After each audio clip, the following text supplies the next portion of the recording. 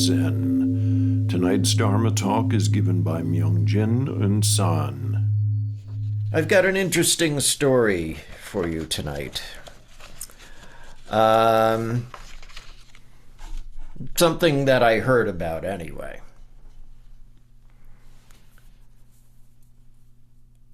Apparently, there were 4 guys, and they were hanging out in a grove of trees. I suspect it was a picnic area at a state park, knowing these guys. And they were Jay and Mo and Bobby and Sid. That's right, our old friend Sid. So Jay says to Sid, "You know, Buddhism's a real downer, man. It's a real bummer. I mean, what's with this life is suffering thing? You've got a religion based around life is suffering? Ooh, makes me want to join up." Sid, of course, responds with, "If you say so, man." And then Mo joins in with, "Yeah, you know, most religions, there's somebody else that does the suffering for your benefit. It's not like you do the suffering all yourself. You know, it's a little bit more hopeful that way." And Sid, of course, responds with, "If you say so, man." So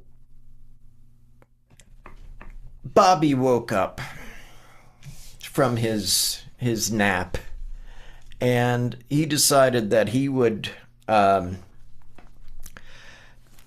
explain a little bit to Jay and Mo, that they're missing out on a few things. There were, some teachings that happened after the Four Noble Truths, right? I mean, like 2, 3, and 4, for example. So Bobby wakes up and he pipes in and he says, "You know, I'd like to just fill in a blank or two for you here. Yeah, the Buddha did say that there is suffering in life, and, life is suffering is not the greatest translation, but it's the one we've all seen, so it's the one we'll just go with. So the second thing is that there's a cause for it." And Jay pipes in with, "Yeah, there's a cause for it. My boss is on my back all the time. That's the cause of my suffering, man." And Mo, of course, agreed, chuckling a little bit. And Bob says, "Well, it can be stopped." And of course, Mo interjects, "Yeah, get another job, man." And so Bobby says, "And there's some things that you can do that would help alleviate this suffering. There's 8 steps, you might say, on this path." And of course, I think it was Jay who said, "Yeah, what is this, like an AA meeting?" And everybody laughed heartily at that. But Bobby said that, there are these 8 things that you can do, and it'll help alleviate this suffering. And I'm going to open it up to the audience here. Who would like to jump in and tell us what those 8 things are?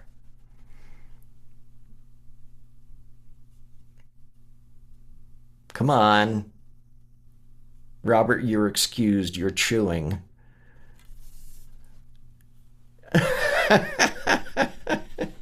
Yes. Yes, I saw you chewing. Come on, anybody?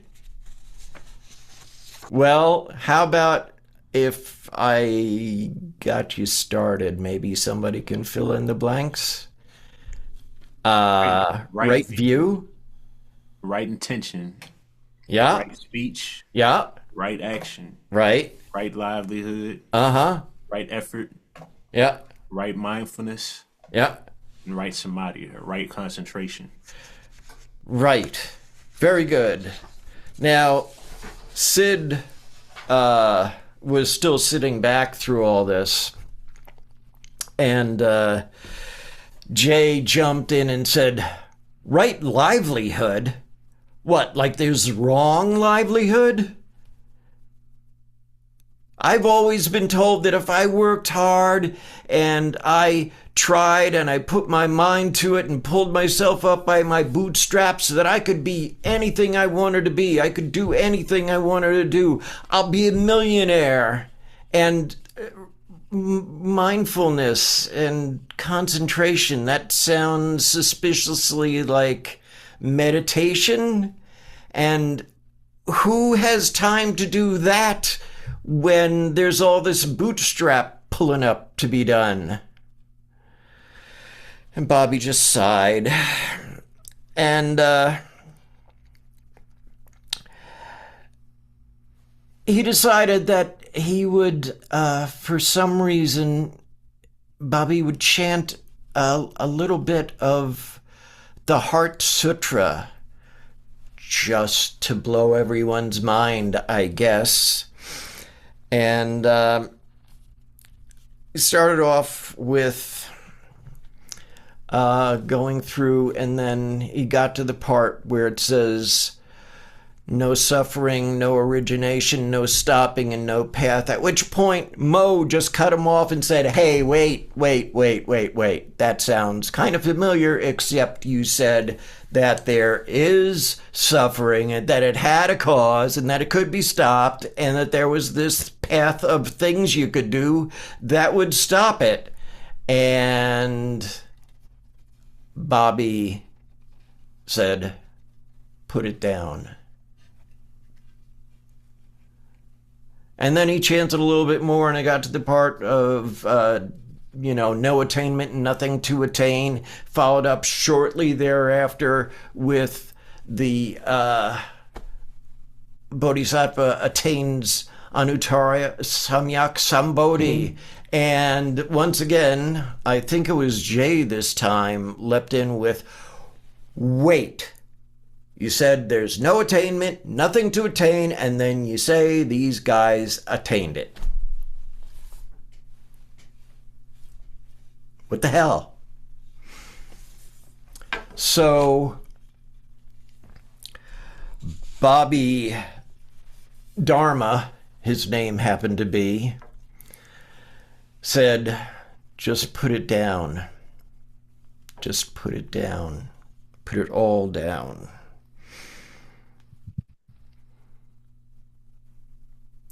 He said that he intentionally mentioned those things because of their paradoxical nature.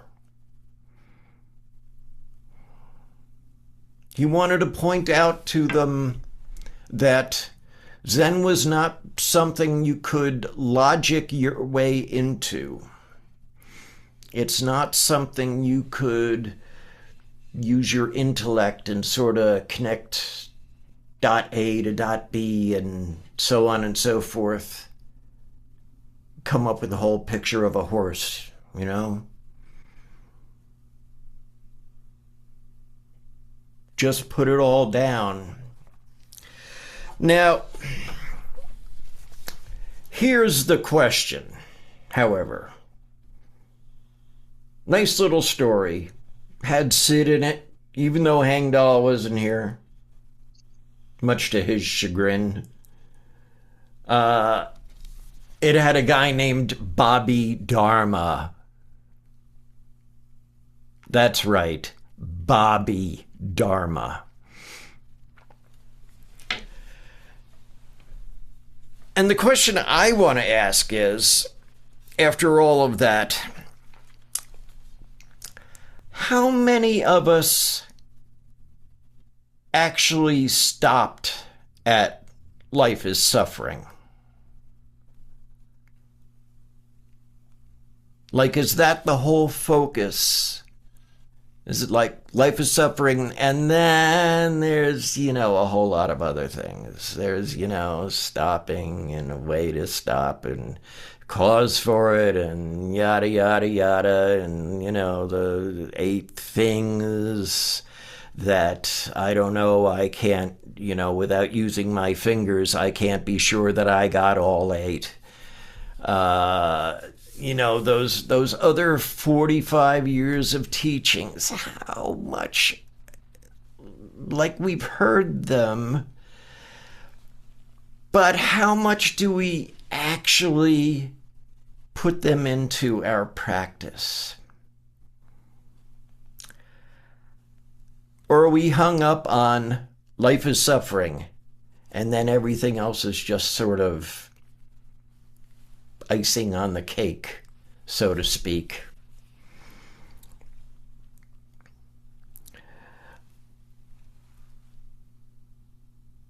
That's a hindrance, for sure. Because without all those other things, the other 45 and 364 days worth of teachings, that life is suffering thing isn't going to just disappear on its own. All those other things are required for that to happen. One of which is to realize that right view is cool, because that means we realize that we're making all of this stuff up inside our heads. The suffering, the cause of it, my boss being on my back. There's ants eating my picnic lunch. These are all, you might say, less than right view. And having all that stuff rattling around inside our heads is not alleviating any of this suffering. It's just adding to it. And for those of us who are practicing Zen and other Mahayana schools, are we really concerned with our own suffering to the exclusion of others, except for giving it lip service, like, yeah, I'll save all sentient beings. Yeah, okay, fine. Or do we really have concern for all those other sentient beings, including ourselves, and where their heads are at?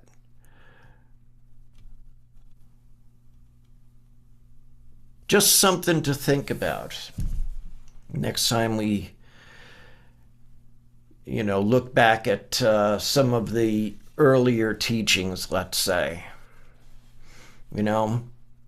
Do we really just kind of jump off a cliff at the first truth and then, the rest of it's nice.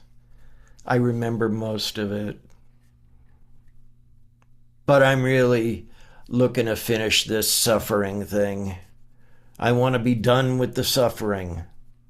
Enough with the suffering. So just something to consider.